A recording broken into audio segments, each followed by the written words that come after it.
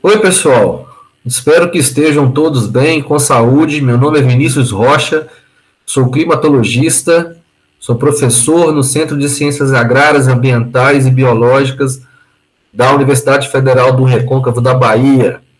Bem, antes de iniciar a minha palestra, eu gostaria de deixar aqui o meu agradecimento à Amanda Andrade, ao Bruno Cajado e à Rayana Dutra, pelo convite que me fizeram para participar deste projeto Biologia Check 2.0, um importante projeto de extensão da UFBA e tem o objetivo de transmitir conteúdos voltados para o Enem e aos alunos do ensino médio.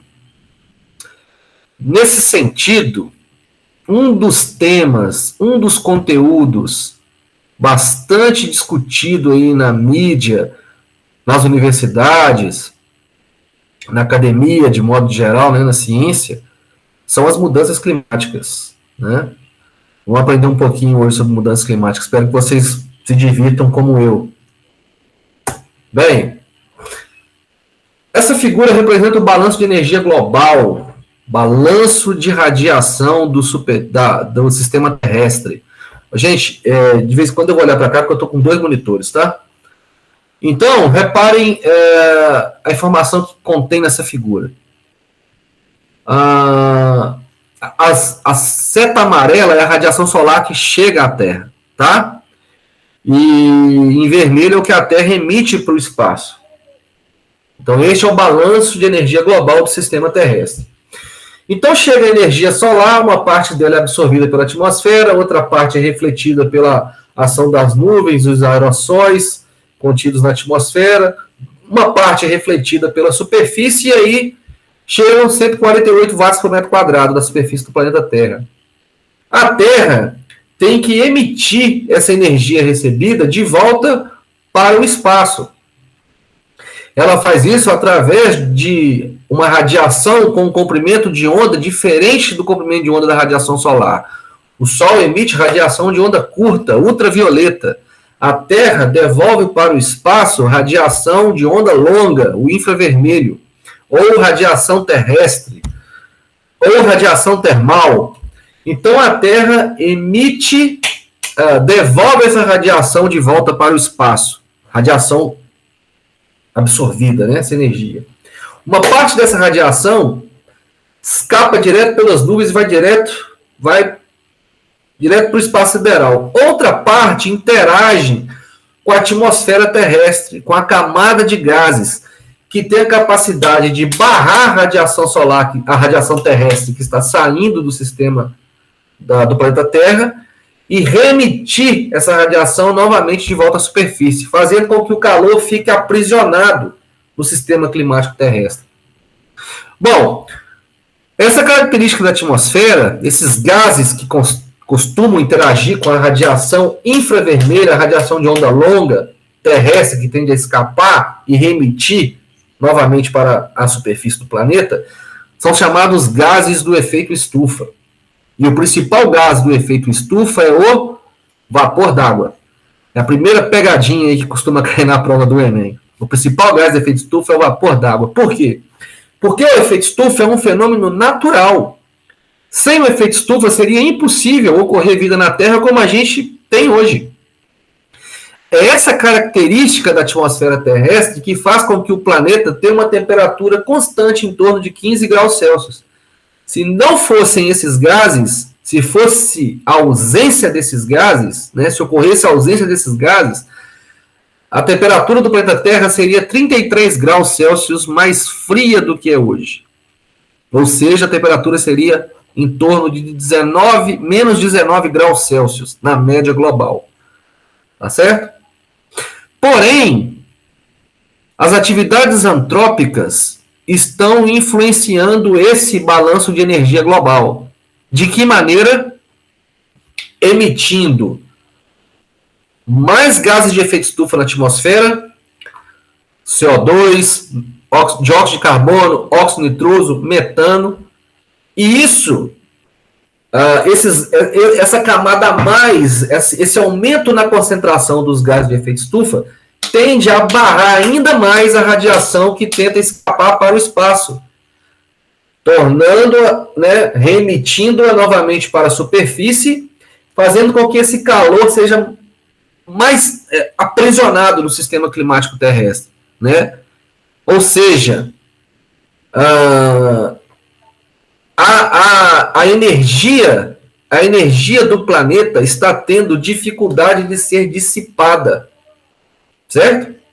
Esse calor, porque está sendo barrado por essa camada cada vez com concentração maior de gás de efeito estufa. A isso se dá o nome de aquecimento global. E o principal gás do aquecimento global é o dióxido de carbono, CO2. Tá clara a diferença entre efeito estufa e aquecimento global? Espero que sim. E esse aumento da concentração dos gases de efeito estufa na atmosfera causa as mudanças climáticas antropogênicas, influenciadas pelo homem. No início do mês passado, em 9 de agosto de 2021, o Painel Intergovernamental de Mudanças Climáticas, o IPCC, divulgou seu 6º relatório de avaliação sobre o estado da arte da mudança do clima na Terra. Esse relatório é composto por 234 autores principais, assinam, mais de 517 colaboradores, de 66 países, dentre eles 7 brasileiros. Foram analisados mais de 14 mil estudos para elaborar esse documento. E esse documento é muito importante, muito importante. Tem mensagens para que possamos refletir. A principal mensagem, logo de cara desse documento, é essa daqui, ó. É inequívoco que a influência humana aqueceu a atmosfera, o oceano e a Terra. Ocorreram mudanças rápidas e generalizadas na atmosfera, no oceano, na criosfera e na biosfera. E em seguida complementa: a mudança climática induzida pelo homem já está afetando muitos extremos climáticos e meteorológicos em todas as regiões do globo. Pessoal, mudanças climáticas já não são mais previstas para o futuro. As mudanças climáticas já estão ocorrendo. No final do mês de agosto, a Organização Meteorológica Mundial divulgou o Atlas de Mortalidade e Perdas Econômicas por extremos meteorológicos, climáticos e hídricos. E aí, os resultados são alarmantes. O número de desastres naturais em 50 anos quintuplicou. Foram registrados 11 mil desastres naturais de 1970 a 2019, dos quais a metade deve-se a desastres climáticos. Foram reportadas mais de 2 milhões de mortes. 2 milhões de mortes. Porém, essas mortes, elas não estão bem, como se diz assim, distribuídas, né, ao longo do globo, ao longo do planeta. Elas são concentradas principalmente em países de desenvolvimento, os países em desenvolvimento, 91% do número dessas mortes. E as mortes causadas por desastres climáticos, dessas 2 milhões, né, 45% são responsáveis por desastres climáticos. Os prejuízos estimados giram em torno de 3,64 trilhões de dólares, dos quais os desastres climáticos foram responsáveis por 75% desse valor, dessas perdas econômicas. De volta ao painel, de volta aos resultados do IPCC agora, esse gráfico mostra, o gráfico do lado esquerdo, a letra A, mostra a reconstrução da temperatura por meio de registros paleoclimáticos dos últimos 2.000 anos. A partir de 1850, saem os registros climáticos e começa a medir a temperatura por termômetro. Então, de 1850 até o presente é medição por termômetro. Antes disso, são reconstrução da linha de temperatura do planeta. E o que a gente percebe é que o aquecimento atual não tem precedentes nos últimos 2.000 anos.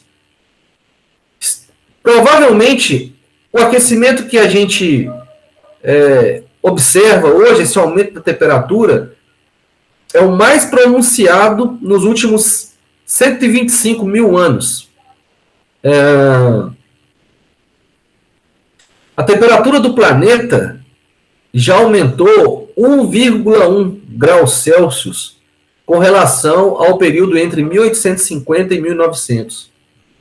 O gráfico da direita, a letra B, mostra a temperatura observada, que é a linha preta, a temperatura simulada só com fatores naturais, por exemplo, atividade vulcânica,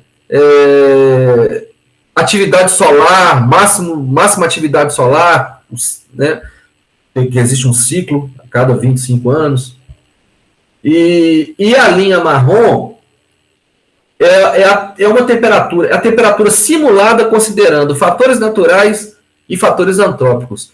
O que se percebe é a linha preta, a temperatura observada, real, medida. O que se observa é que a temperatura simulada, se eu tirar a influência humana e simular em modelo climático, modelo numérico, a temperatura simulada utilizando só fatores naturais não responde ao aumento observado, ao aquecimento observado, ao aumento de temperatura. Mas quando eu faço uma simulação no modelo climático usando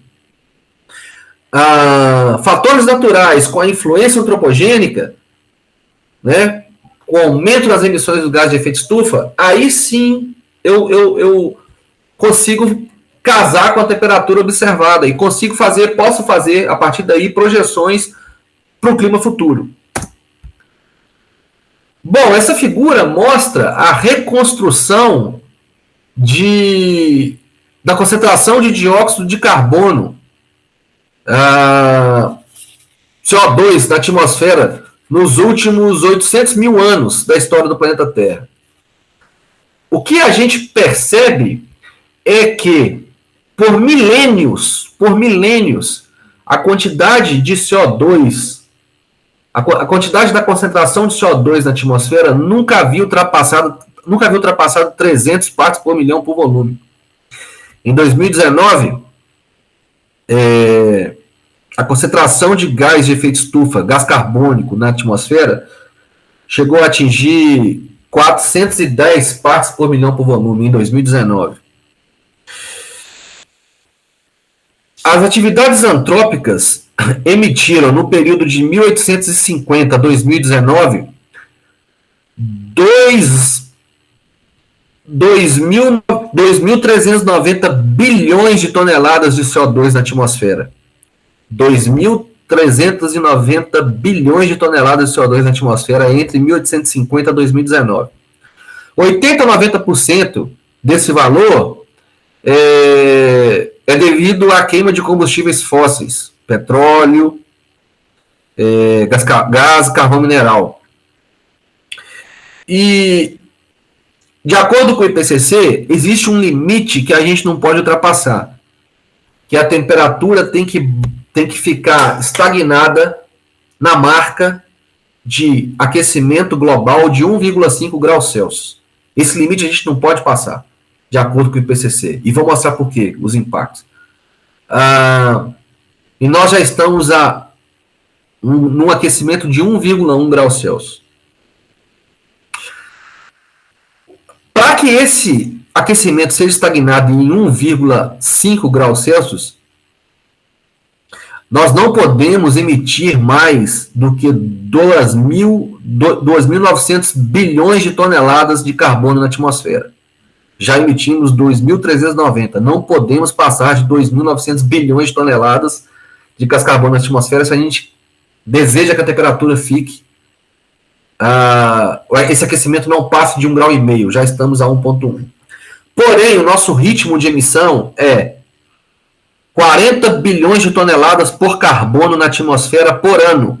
Vou repetir, 40 bilhões de toneladas de carbono na atmosfera por ano. a gente atingiria, se a gente continuar nesse ritmo, essa marca de 1,5 graus Celsius de aquecimento global em 2040. Em 2040. E aí, eu vou mostrar daqui a pouco as projeções. Mas antes disso, eu coloquei perdão, desculpa.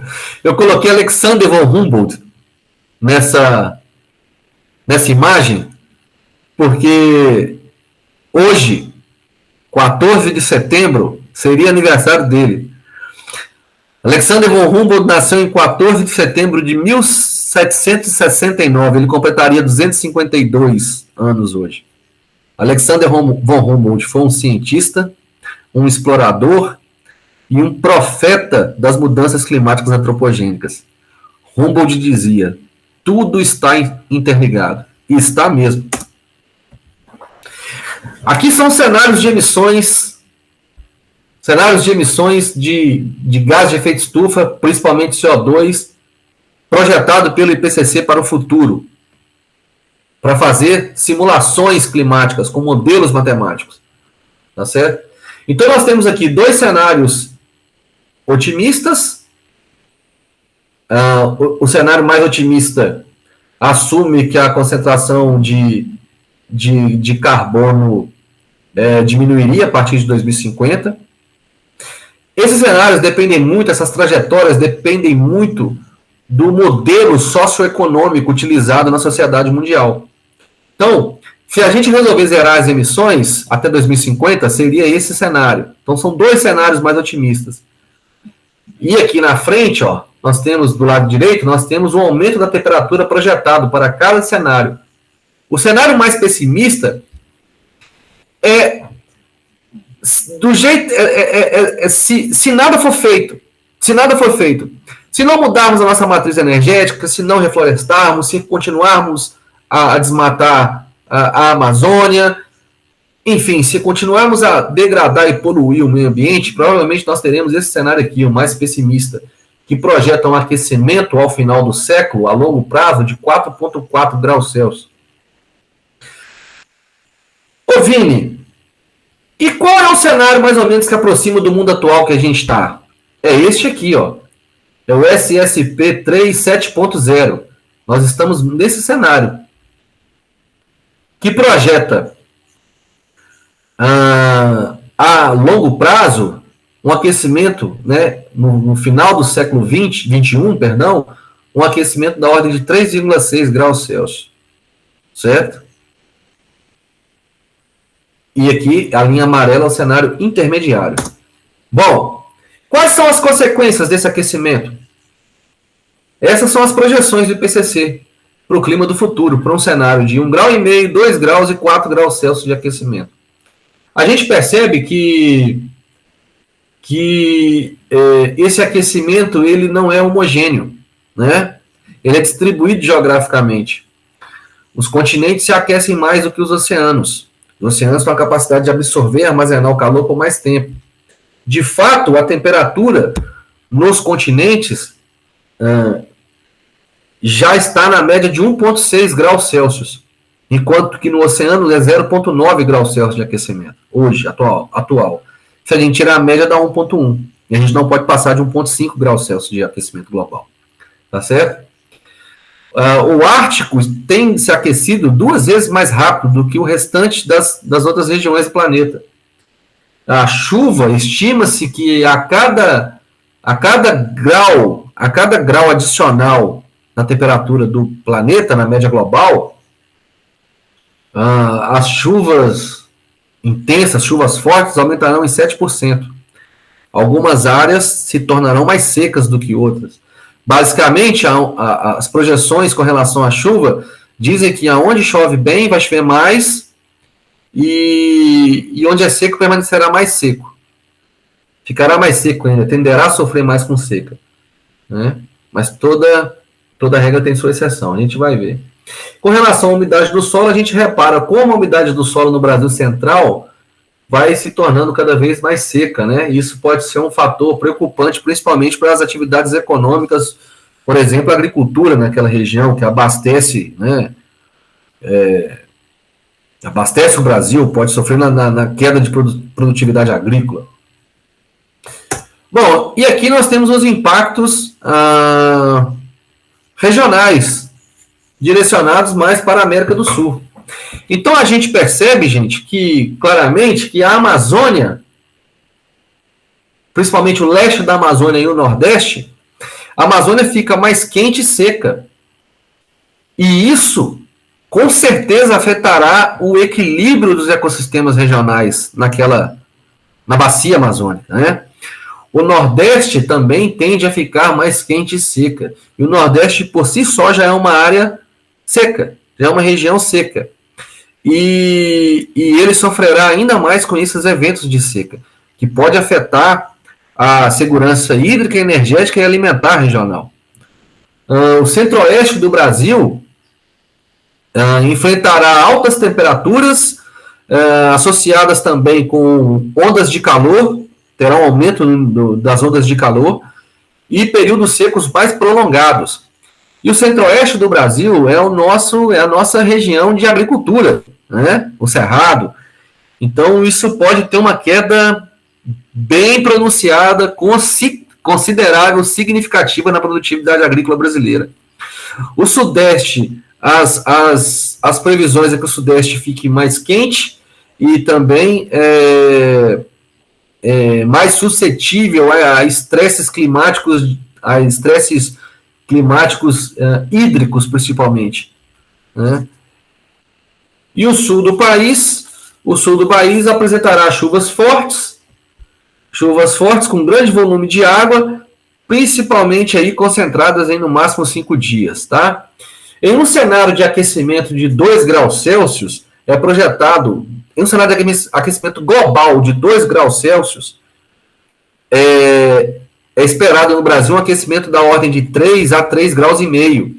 E um aquecimento global da ordem de 4 graus Celsius, espera-se que o Brasil, as temperaturas atinjam um valor aí, na média do país, de 5 a 5,5 graus acima, né, nesse cenário de 4 graus Celsius. Acima da média de 1850 a 1900. Bom, e isso desencadearia uma série de complicações aí no cenário nacional, né? Primeiro, a população seria afetada, teríamos problemas aí de saúde, né, na população. Os biomas poderiam sofrer gravíssimas consequências, principalmente com o aumento no número de queimadas, né, na Amazônia, no Pantanal, no Cerrado, e queda também na produtividade agrícola, uma queda na economia, no PIB brasileiro. Tá? Para finalizar a minha palestra, coloquei uma foto da Greta Thunberg, ativista ambiental sueca, que ela consegue passar a mensagem do IPCC de uma maneira muito clara. Ela diz que a distância entre o aquecimento, a distância entre o que precisamos fazer e o que realmente está sendo feito, está aumentando a cada minuto. Ainda estamos acelerando na direção errada.